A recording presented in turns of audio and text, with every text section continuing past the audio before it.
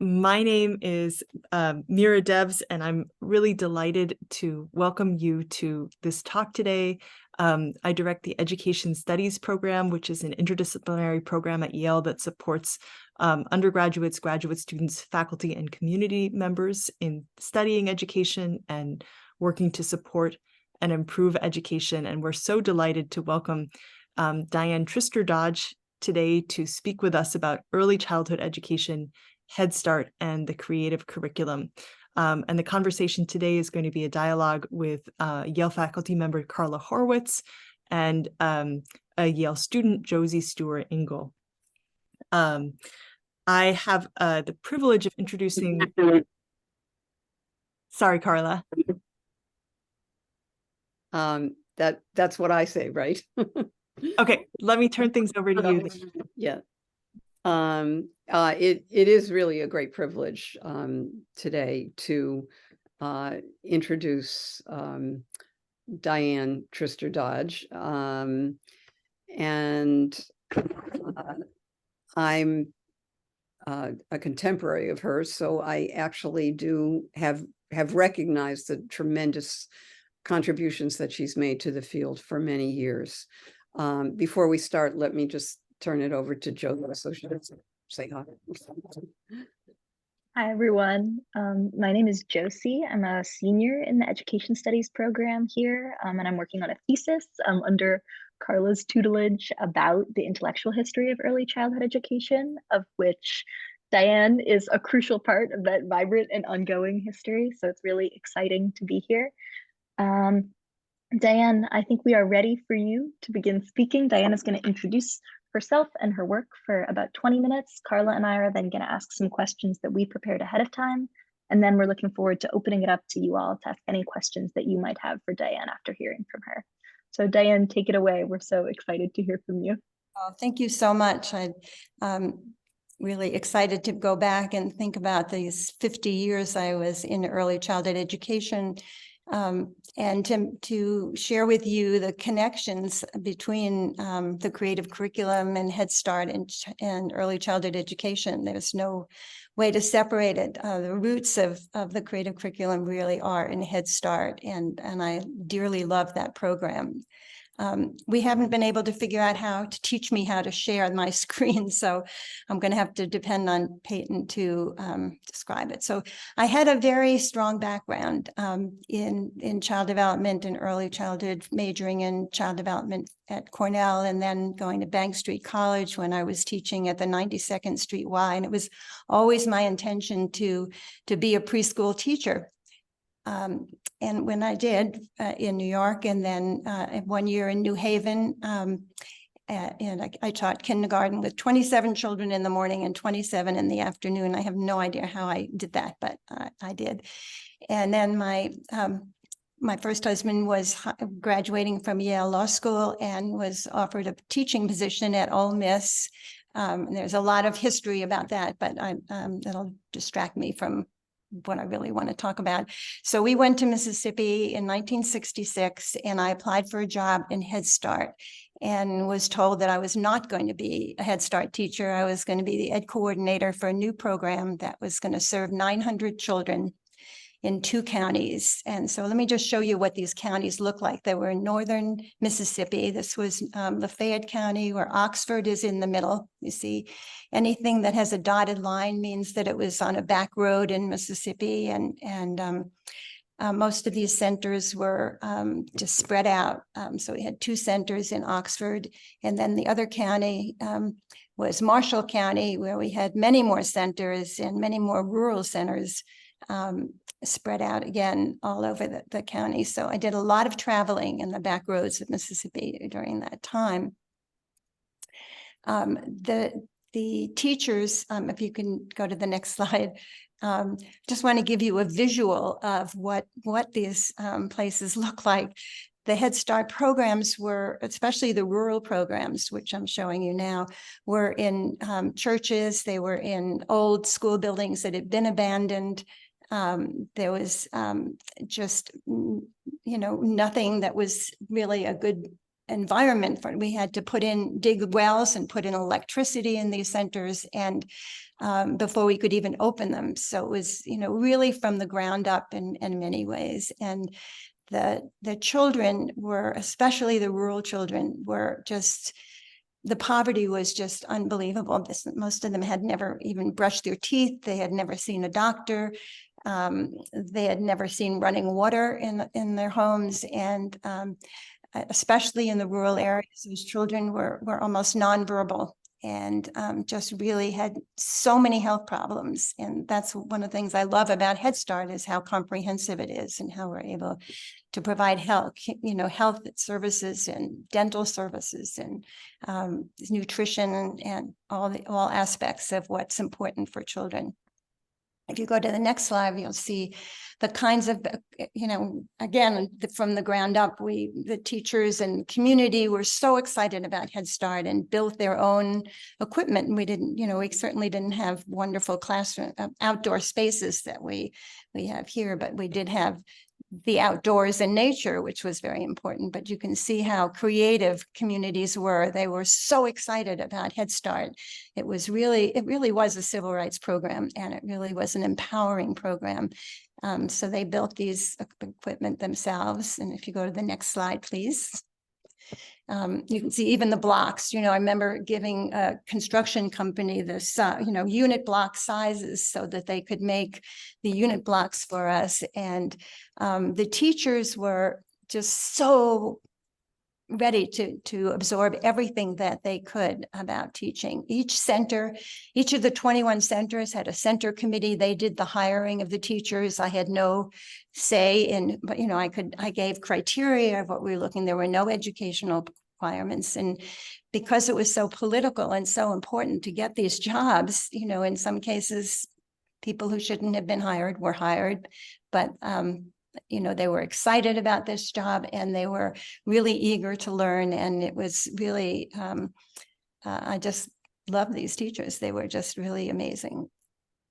So so the training program that I set up for them, I had to start with orientation workshops because these were people who had never experienced, there wasn't even kindergarten requirement in Mississippi at the time. So kids just went into first grade. So the idea of a preschool program where children are playing was just very foreign to them. And so we had to create a picture of what are we talking about how young children learn and how you set up an environment, and every aspect of teaching had to be covered in these workshops. And then there were ongoing workshops that I held for teachers on every topic. I mean, any aspect of teaching you'd have to really be thinking about. I created all these handouts, and that's the appendix to my my thesis. These are, I don't know if any of you know what mimeograph machines are. This is before there were Xerox machines, maybe Carla, since we were compatriots, but you had to type up these things and then you had to, type it, go on these hand-driven things and on every topic. And I don't know if you can see here, but I tried to sort of validate what teachers were doing in the different centers. So here I was taking one center and showed how the teachers had come up with a creative way of hanging up toothbrushes so that I could share that with all the other 20 centers, and they could feel like they were doing, really sharing important ideas, which I think was very important for them. So those mimeograph pages really, I guess you could say, were the foundation or the beginning of thinking about writing curriculum, because there was nothing available that was called curriculum that I could have used. I did a lot of on-the-job supervision, being in the classroom. Those of you who have trained teachers know how important it is to be there and see what's happening and be able to demonstrate and support and guide what's going on in the classroom. The hardest thing for teachers to understand was how do you allow all children to make choices and be doing all different things. The concept of school was children sit down quietly and the teacher teaches. So I had a friend who I had made there who was a teacher, and I got her to be the teacher in this one center, which we named a demonstration center, and other teachers could come and see for themselves how children can make choices and how they can engage in play and how they can learn from their play. And then I started having head teacher meetings regularly to introduce new ideas and for them to share with each other. And then Head Start started a career development program, which enabled a lot of teachers, many of them had no high school degree, to get their GED, to begin taking courses and to advance. And by the time I left there, many of them who had lived in shacks and, with outhouses were starting to be able to buy a brick home for themselves and really transform their own lives. So it was just a very exciting period. Next slide. So this is just a transition slide. That is me going into one of the centers with the 3 chords that I knew on a guitar and just singing with the children. In 70, I moved to Washington, D.C. and worked with the Model Cities and Head Start program in D.C. And I started noticing that, so I set up the training program, but I would work with the teachers in the classroom, and invariably I would help the teachers rearrange their classroom because the way they had set it up was creating behavior problems for them. And the next day, teachers would say, oh my gosh, the children's behavior changed overnight just by how we had set up, reorganized, and made a really good learning environment for the children. So I started taking pictures before and after we rearranged those classrooms and used those slides in workshops I was giving. And other teachers would say, or other trainers would say, I've got to have those slides. They're exactly what I'm seeing in my centers, and I really need those slides. So I thought, well, I'll just do a film strip. So if you go to the next slide, the very beginning was this, you see the slides on the left and the little cassette tape. And then I wrote, that was my beginning, and I wrote up a proposal to publishers to say, there's nothing available for teachers on how to arrange classrooms. And this is a practical training program, slide presentation I'd like to do. And would you be interested in publishing it? And I couldn't get anyone to publish it. So I said to my husband, they don't know what they're talking about. I know that teachers need this, that trainers need this. And so I called it room arrangement as a teaching strategy. I got a friend to play the dulcimer, another friend narrated it, another friend made a little booklet, and we created this little brochure. But that teaching strategies was not in existence. I called it room arrangement as a teaching strategy and pretended there was a company named Teaching Strategies that had published it. And you can see you have to write a check. There's no way to order it online or anything. So this was the beginning of marketing of my materials. And I've often thought if a publisher had picked it up, I never would have created the creative curriculum and started my own company. So next slide, please.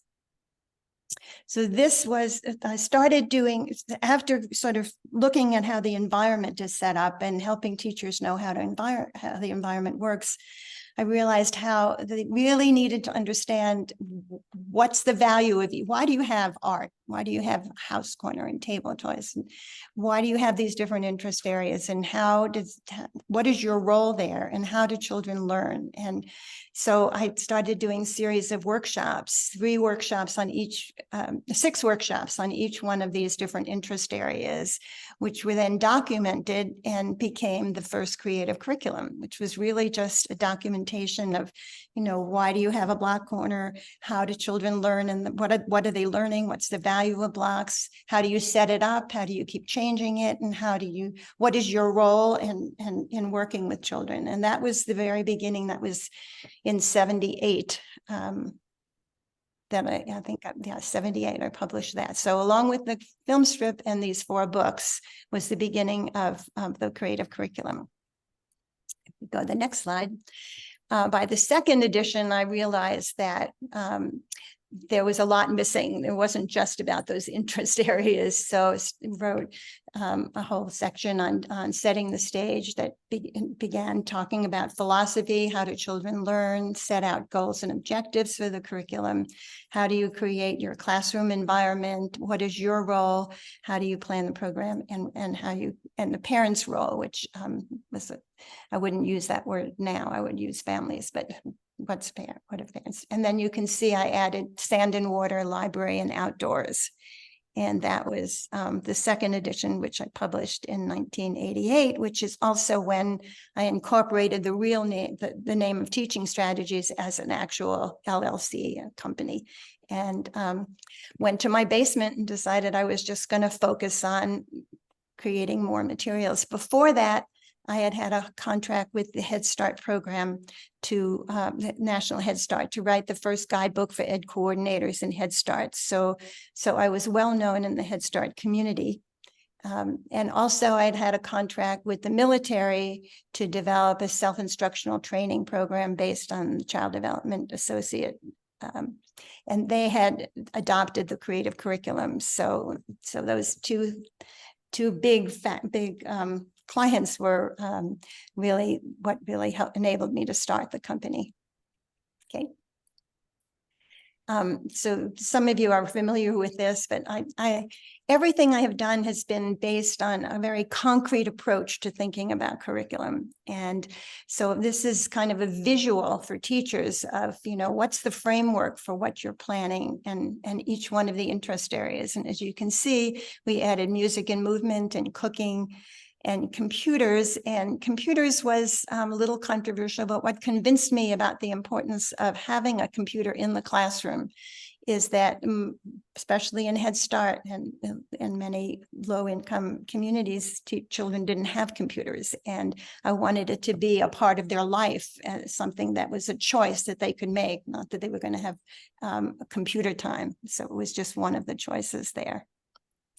So that was the framework and how to help teachers, have a concrete vision of what the curriculum was about. We then applied that to creating a curriculum for infants and toddlers and twos. But you see, we changed the terminology. So instead of creating a learning environment, we talked about a responsive environment, responsive teaching, and partnering with families. And then we also applied that to family childcare curriculum. So there was a lot of consistency in how we were defining the creative curriculum, but applying it specifically to those areas. There were some criticism of us about why would you write a curriculum for infants and toddlers?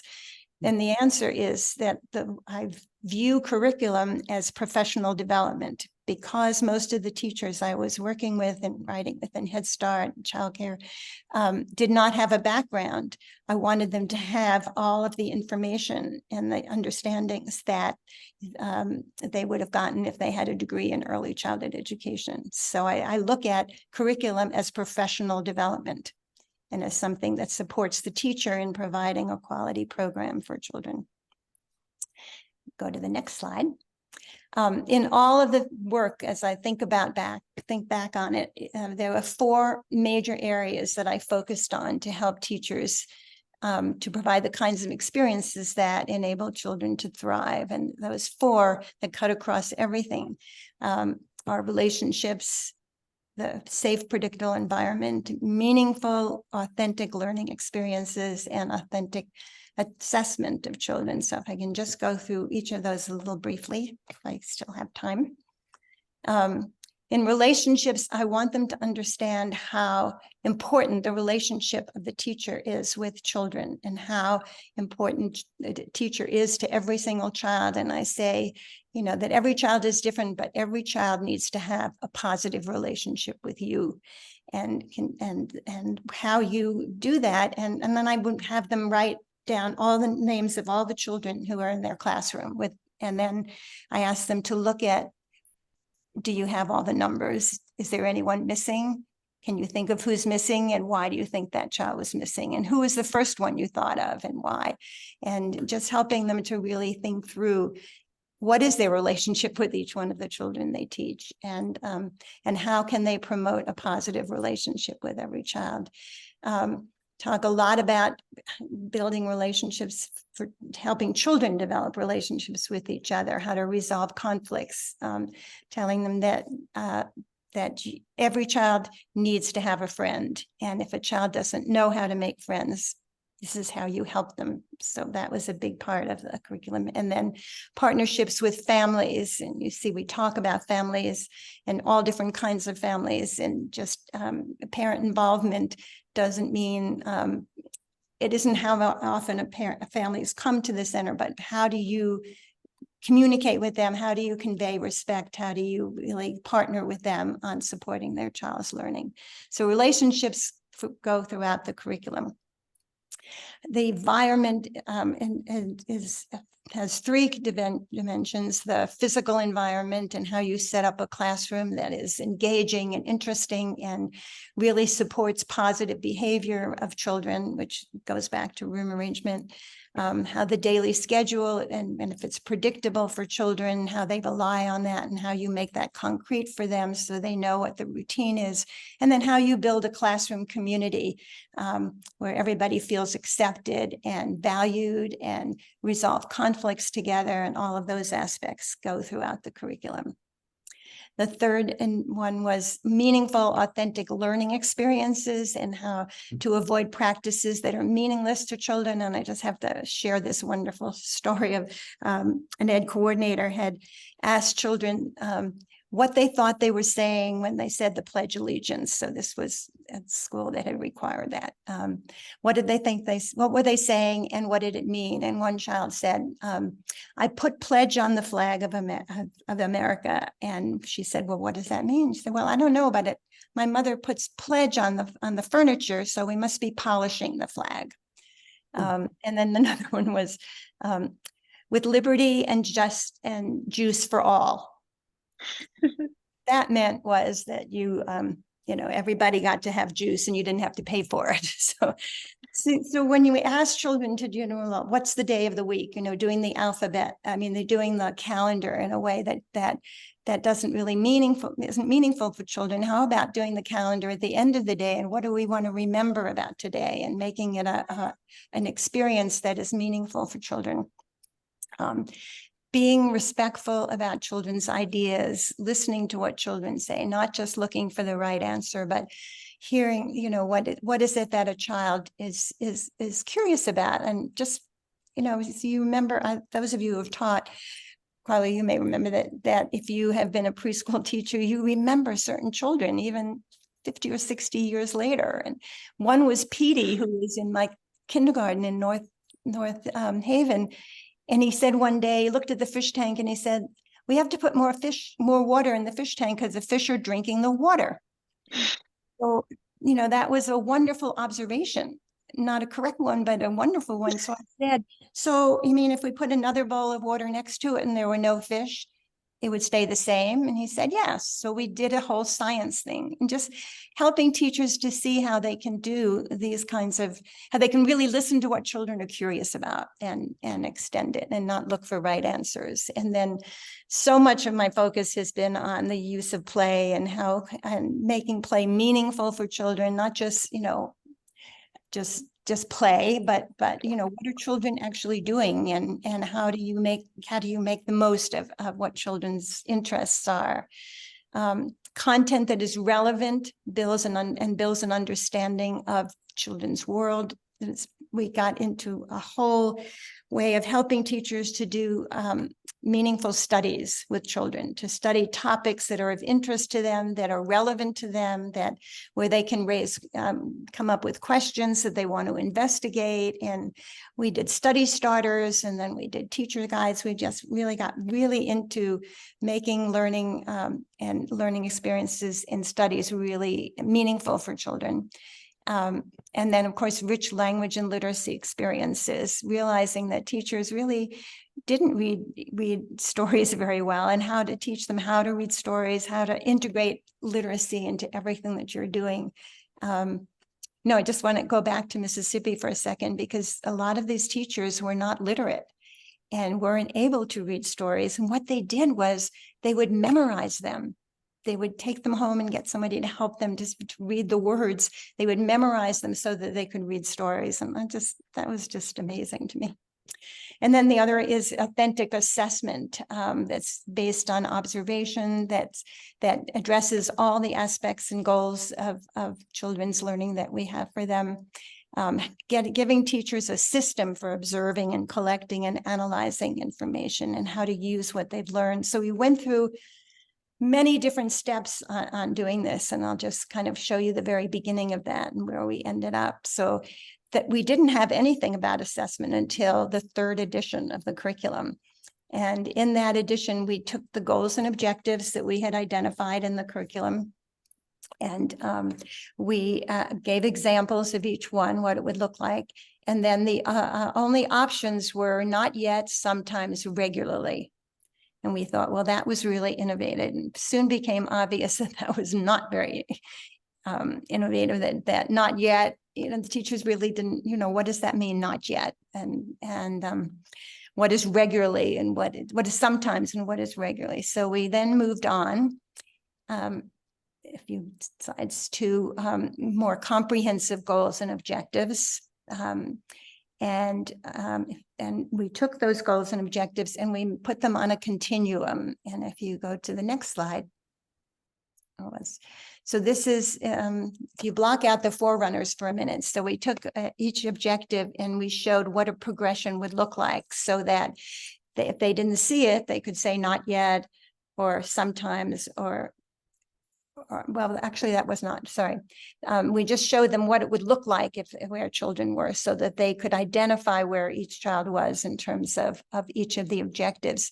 Where the forerunners came from is from the LA Unified School District, their special ed early childhood program that had adopted the creative curriculum and loved it for their children, but they felt that their children really didn't fall on, many of their children didn't fall on this continuum that we had. So Whit Hayslip, who was the head of it at that time, and had actually become one of my trainers, he said that for one of the options he would have for teachers for their professional development for that summer would be to be able to come up with forerunners for each of the objectives, and where a child who had a disability would still be on that continuum and would still be something that the teachers could identify as the beginning of that, meeting that objective, which we all thought was just this wonderful approach, and everybody thought it was wonderful, but teachers still struggled. So we had that for several years. And then two of my wonderful colleagues came to me, Kate Harriman and Tony Bickert, who said, this is still not working. Teachers still don't know where to put children. And how do we know that these are the most important objectives? And how do we address content, because the field was now requiring much more focus on what is the development of content in the content areas, and Head Start was requiring it. And so if you go to the next slide,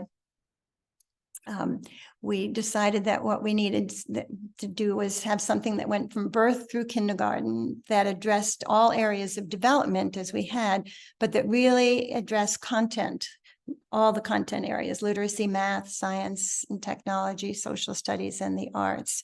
And that we wanted to be sure that our objectives were the most predictive of school success, and that they addressed early learning standards, and that they also was inclusive English language acquisition.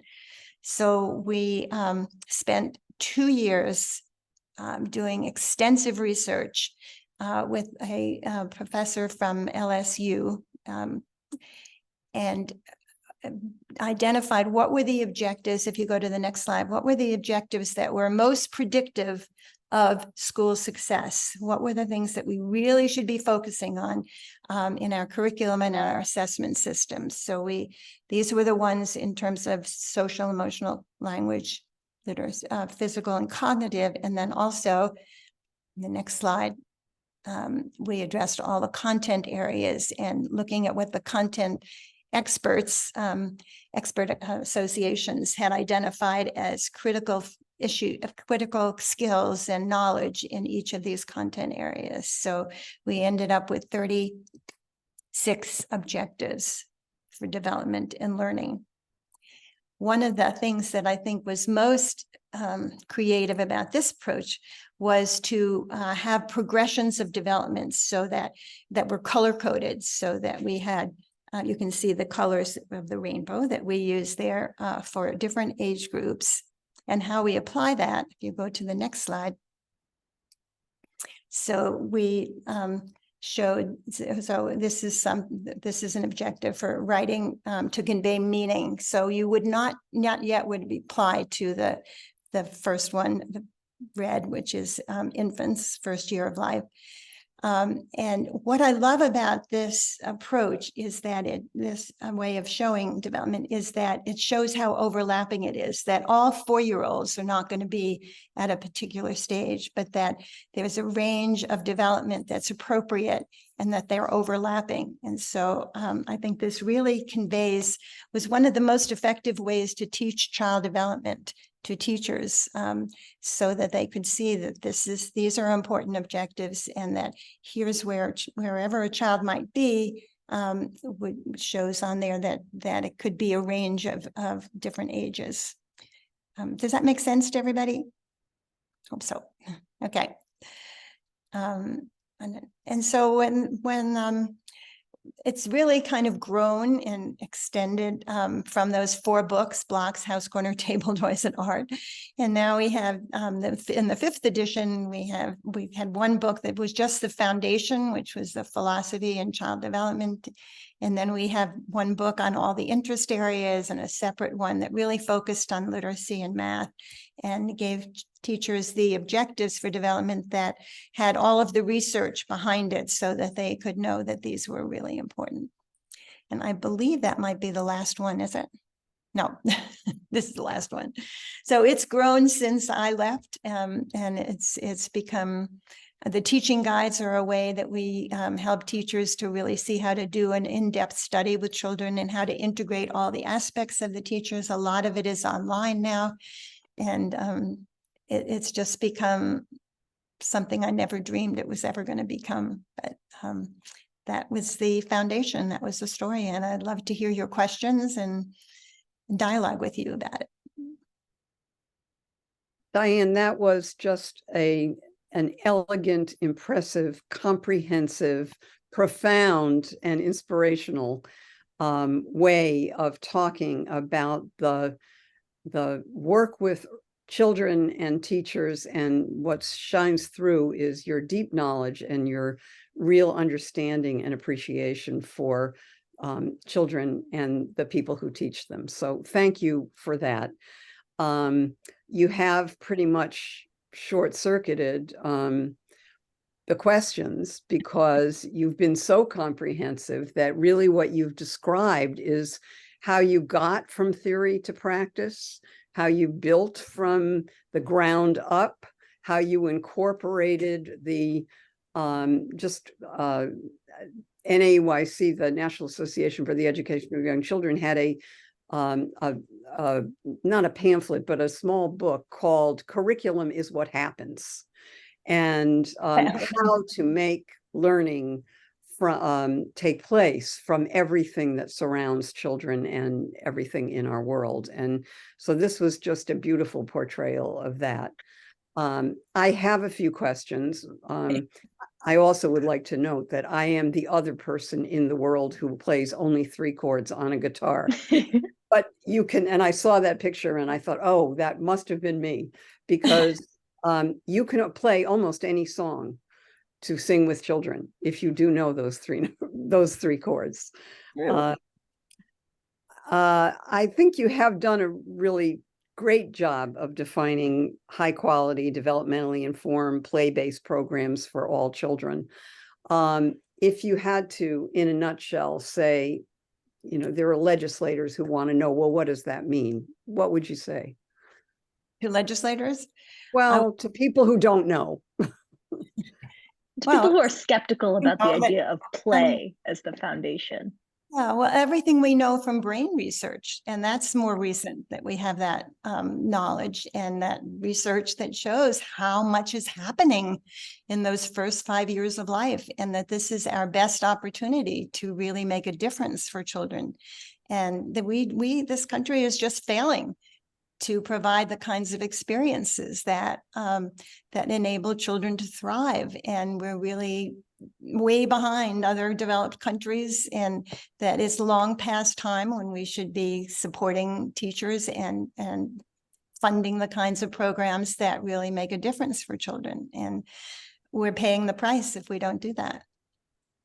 I don't know if that totally answers. It just floors me that there's a lot more understanding about how important these years are, and that we can, we can pay the price later, or we can support it now. I thought with COVID, with the pandemic, that there would be an understanding how valuable the role is of childcare programs and Head Start programs for parents, and how important that is to our economy. But we can't even get legislation passed to support childcare. And that's why I write a lot of postcards now and try to change what's happening in our country. Diane, could you say a little bit more about the particular types of research, like about findings in cognitive development, about findings in theory and practice and early childhood education in general? If there are particular findings, texts, thinkers, theorists that have influenced the way that you think about this and the case that you make for the creative curriculum?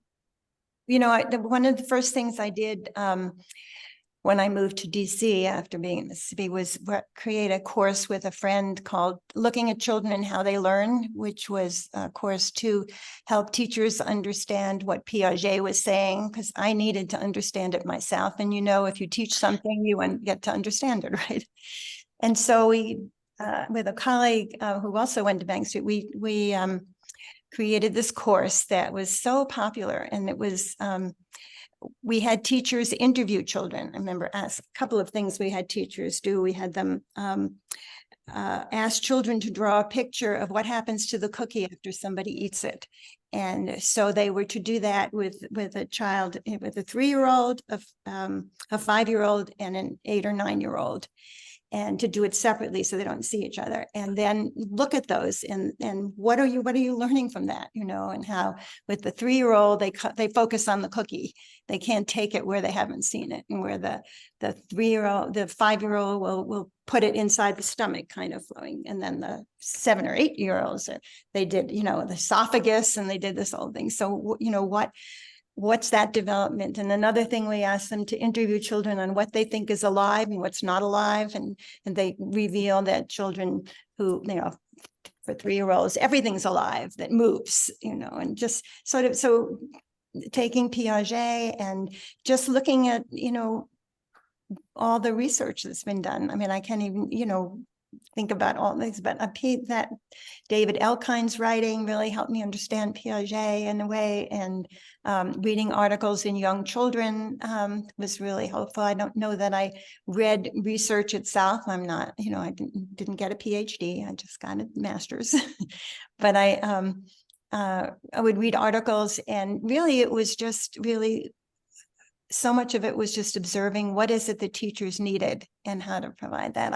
I didn't mention how important our training program was too. I had I was in the beginning, I was just doing everything. I was writing curriculum in my basement for 2 years, and answering the phone and sending out copies of the materials, and doing training. And then the first 2 trainers I hired, one was my college roommate who had also majored in child development, who as one of my trainers, and then another friend who I met in Alaska, who was a Head Start Ed coordinator. And we just grew this training program, because I thought, I don't want people just to buy the curriculum. I want them to be able to have people come in and provide training on it, and to walk teachers through it, and to make sure that they really understood it in a very deep way. So the training that we provided, and then coaching, we did coaching materials that would help somebody to support teachers.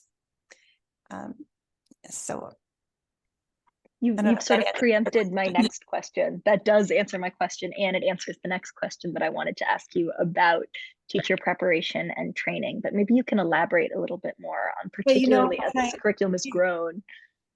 When I first moved to DC, I was hired by Helen Taylor, who went on to become head of Head Start in the Clinton administration.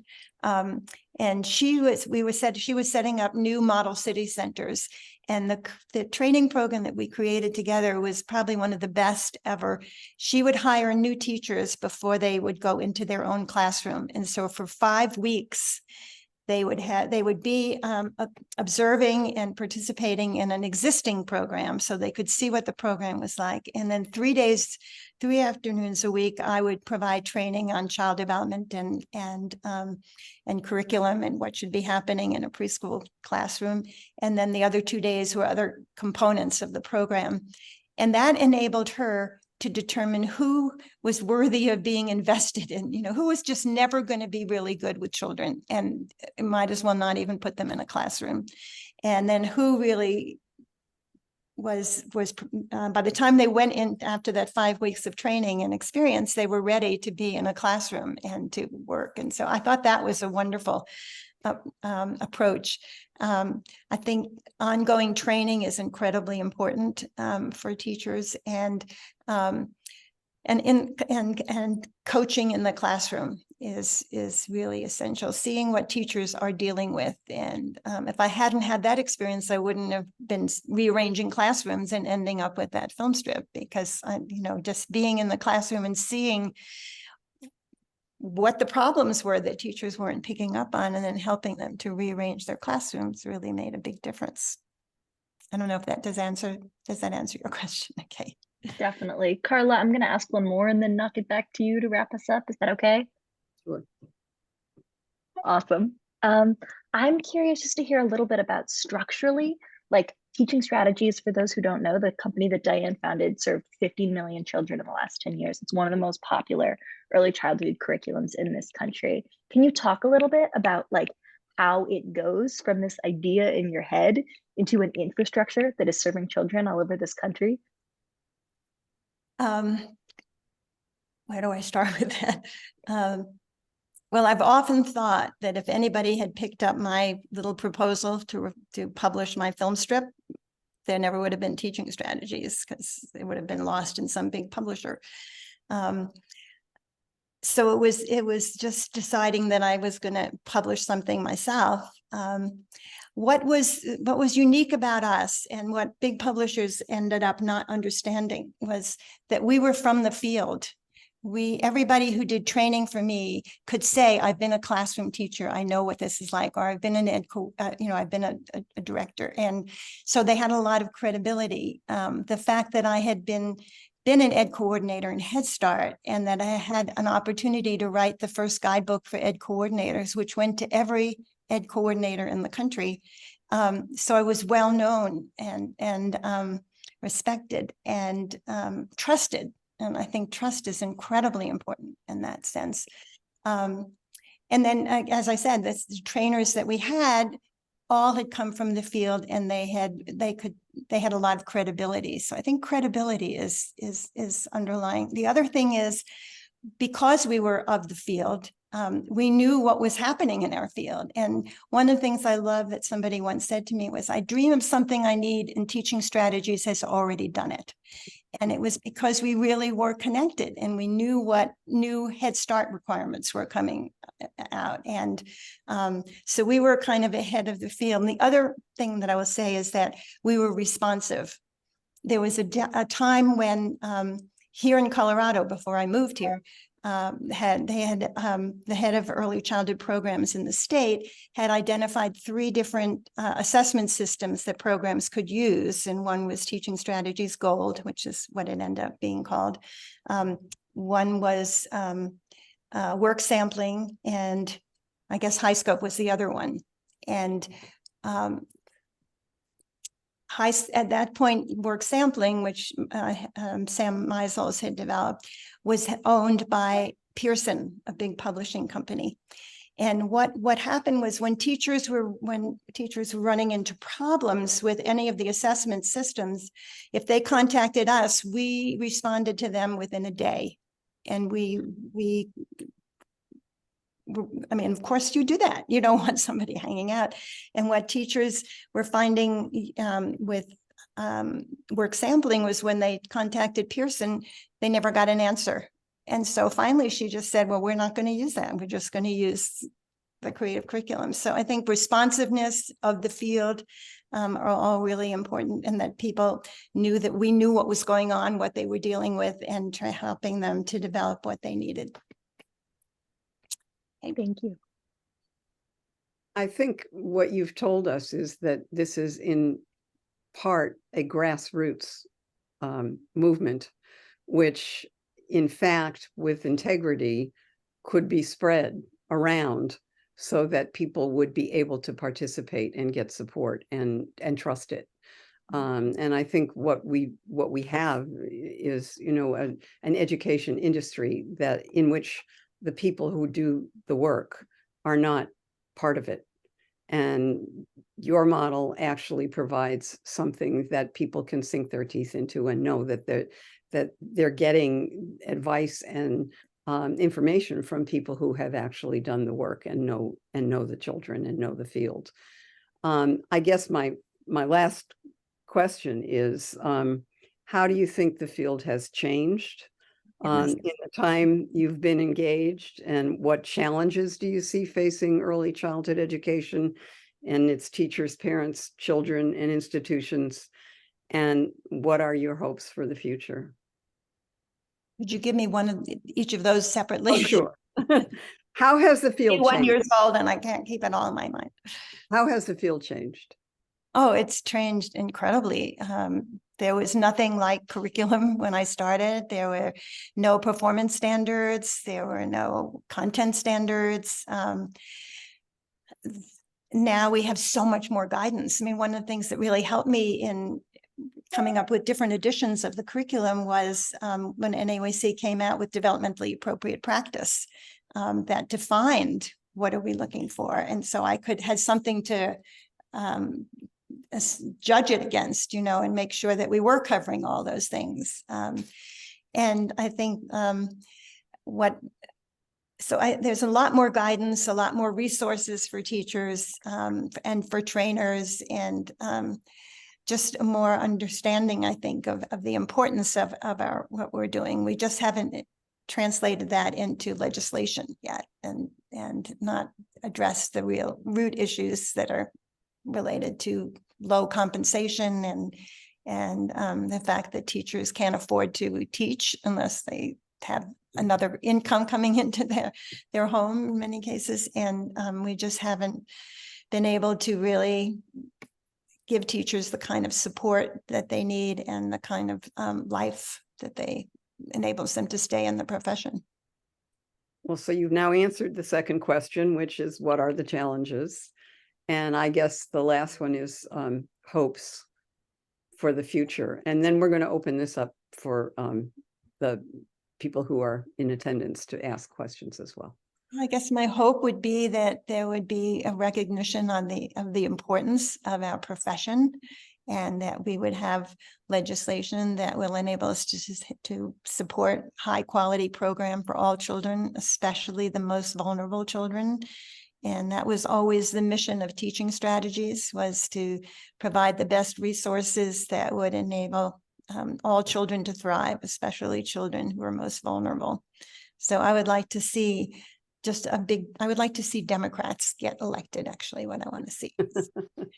You know, if you'll forgive me, that we just, you know, that we can have family support that families really need in high quality programs, and that teachers can afford to stay in the profession and to continue teaching. Thank you so much. Every child would have a high quality program and teachers who really love what they're doing. Thank you. Thanks, Carla. Questions from the floor, or whatever we call these little boxes? I know Carla and I will be more than happy to continue taking up all the airtime. We want to give other people space. We'll jump back in, but.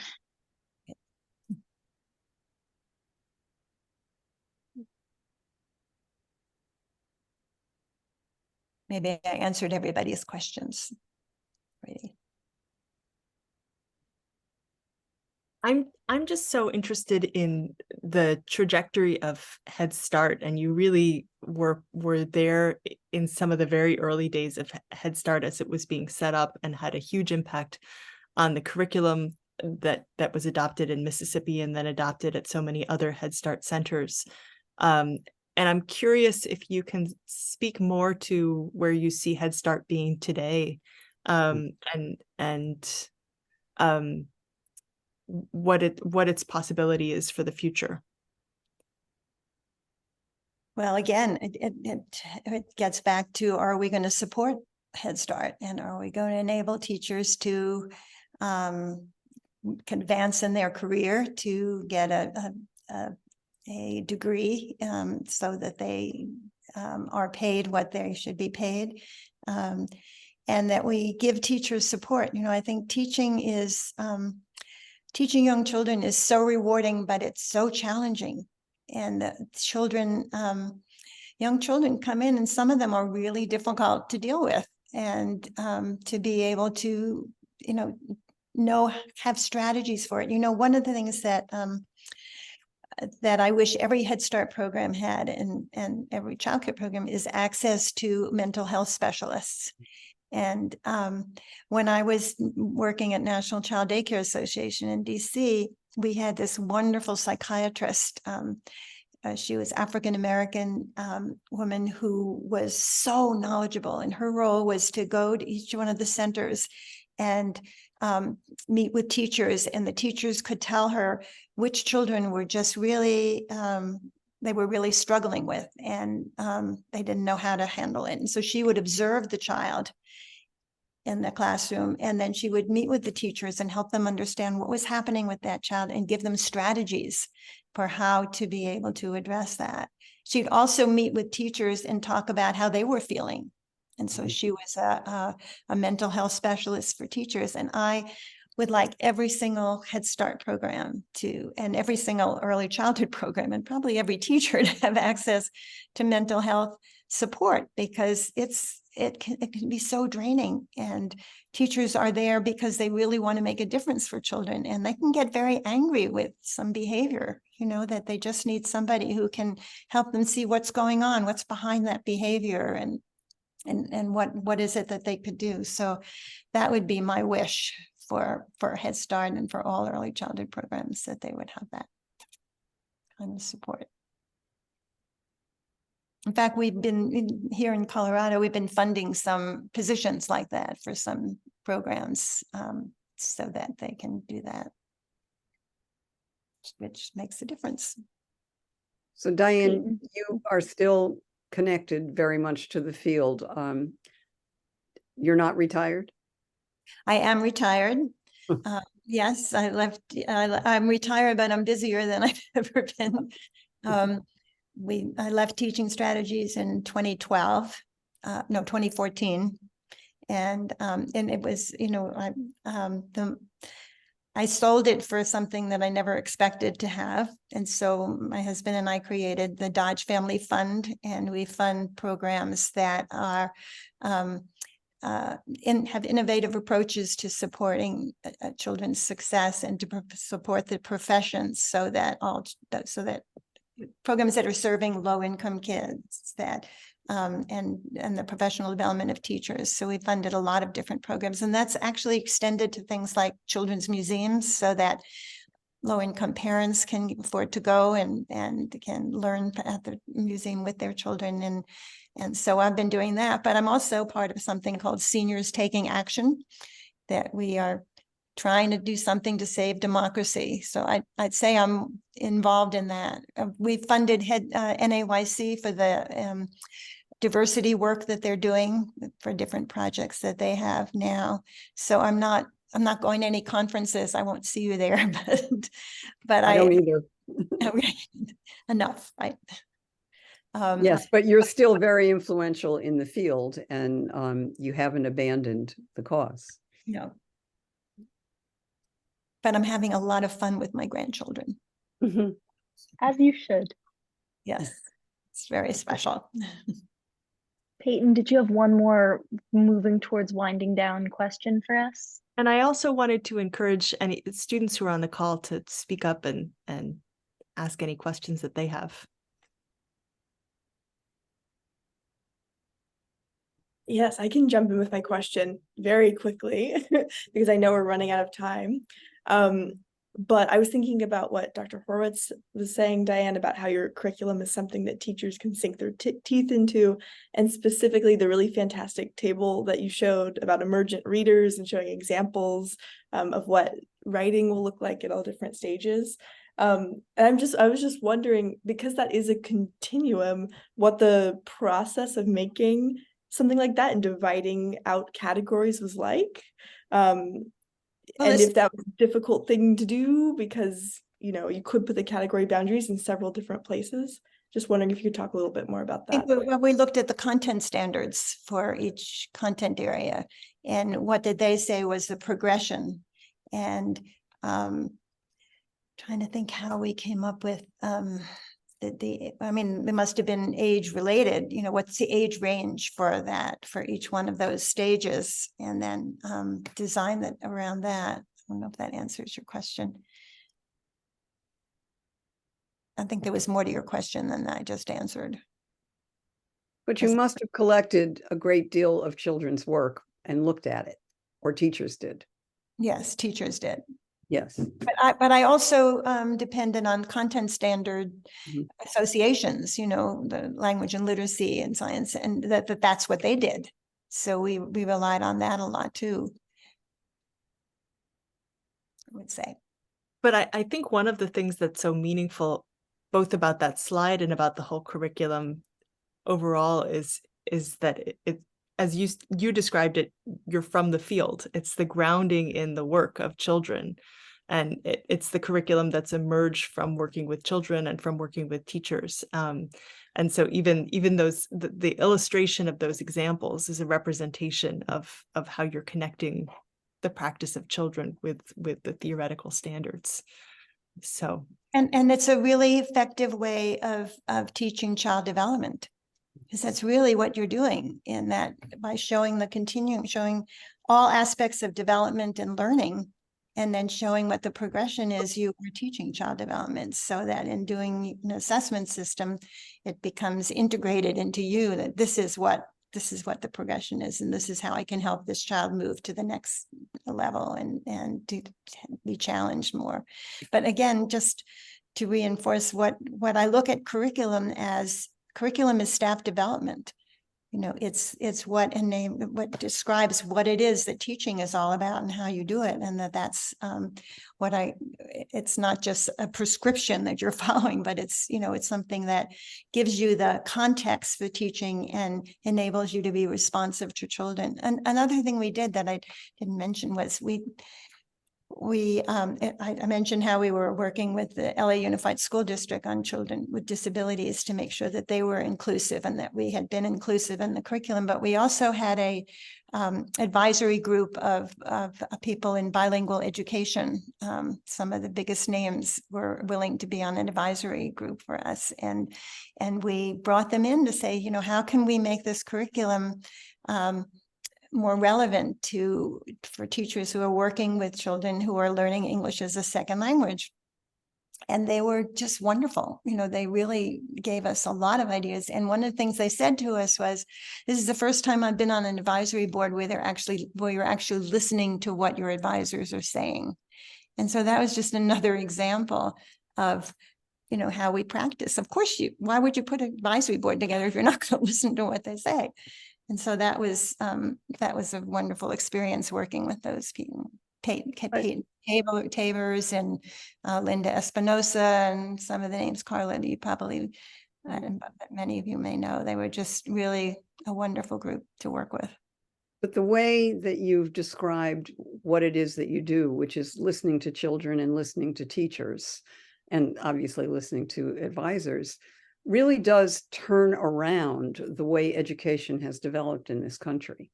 Even the way that you have the standards, you say, well, not yet, you know, instead of can't do. Right. The positive attitude that this is growth and development and everyone can get there is a very inclusive and democratic and, you know, nurturing way to think about things, which is what early childhood people do. This is just a, you know, perfect example of how your thinking in that way has provided so much for everyone in the field, including the children. Well, I do want to say I work with wonderful colleagues. I did not do all of this myself.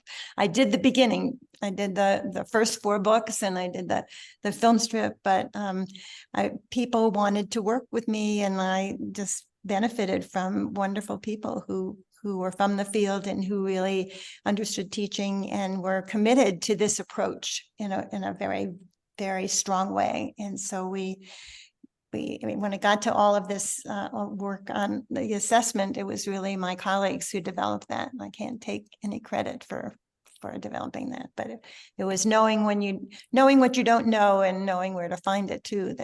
Was also true about running a company, which I had never planned to do. There it was. Well, early childhood is pretty much based on collaboration.